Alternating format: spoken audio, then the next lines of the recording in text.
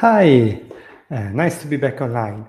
Today I would like to share some reflection that I'm doing for myself, and sometimes these lives are also a way for me to reorganize my thoughts, formulating them, and yeah, besides sharing them with you, of course, and possibly get some of your feedback, some of your inputs.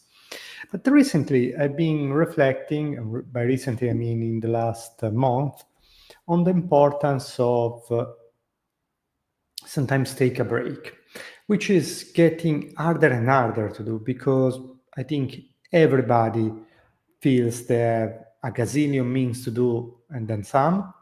And so our natural instinct is just to keep our head down, working, working, working, and then in this way end the day having covered maybe one tenth of our to-do list, and then this starts the next day until we retire or die early.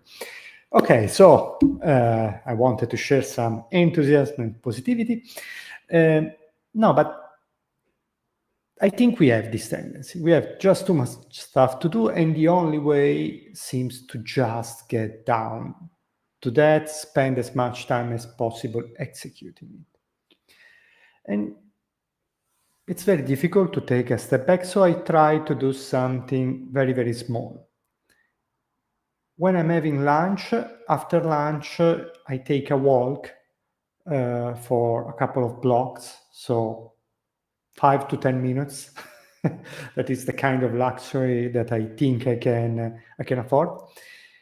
And it's amazing how by simply, uh, not looking at what I'm working on, sometimes I just realize that I spent the morning working on a certain direction, but after all, maybe I could redirect my efforts on something else and achieve what I wanted to achieve, or achieve a better results for ourselves, for our clients.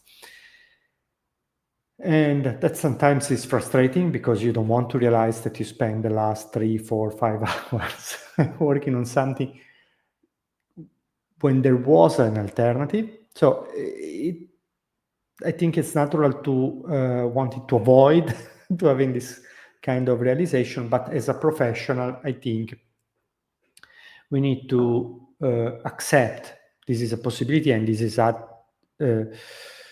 actually something that we should look at, and in order to get the best results for us and our clients. And this idea of stepping back, even for a few minutes, and look at things for just not being 1 millimeter away from things, but me being 1 centimeter away from things.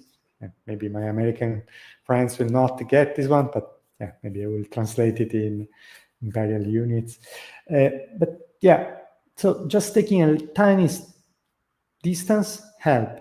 And I think this is also the same mechanism why sometimes, not always, sometimes consultants can help because they look at things without our emotional attachment, and they look at things from a distance where there is, and it's easier for them to do comparison with other situations. So, looking at things for a distance is something to some extent we can do ourselves, or we can rely on the opinion of someone else.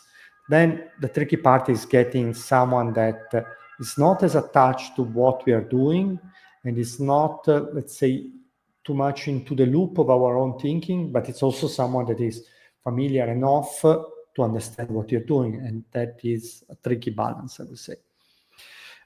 But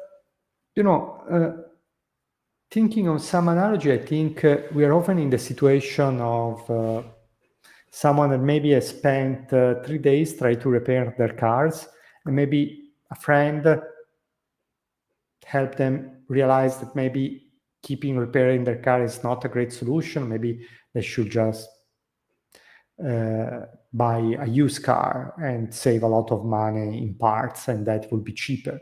And it's difficult to hear these kind of things because you are attached to what you have invested doing. Or another example, you see many people that try to sell their house, and they think, okay, I should get enough money to cover for the cost that I had when I bought the house and or to cover all the monies that I invested in doing repairs.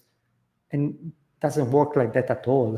If you told someone who knows about real estate, say, how much you spent is totally irrelevant.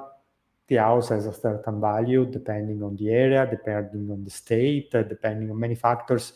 But how much you are attached to your house, how much you invested, how many weekends you spent doing repairs has zero relevance.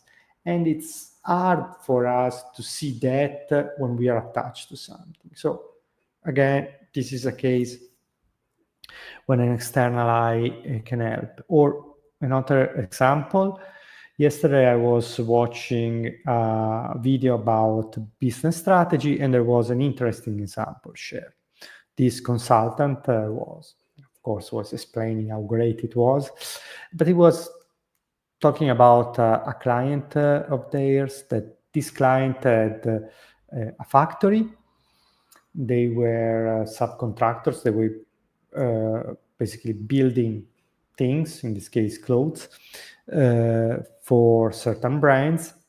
And then they were looking into doubling their capacity. So building a second factory, hiring 100 more people, and they were very busy doing that. And this consultant came with an external eye and say, but in this situation, given this extra capacity is not something you will always require, maybe you can find a subcontractor and organize things in this way, so you don't need to do the investment, you increase your capacity right away.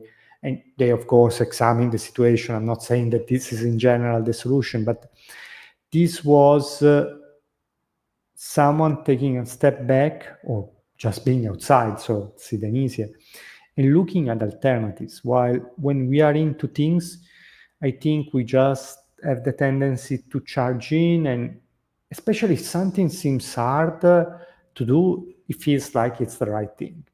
I think we want ourselves to suffer to some extent, to feel that we deserve reaching a certain goal.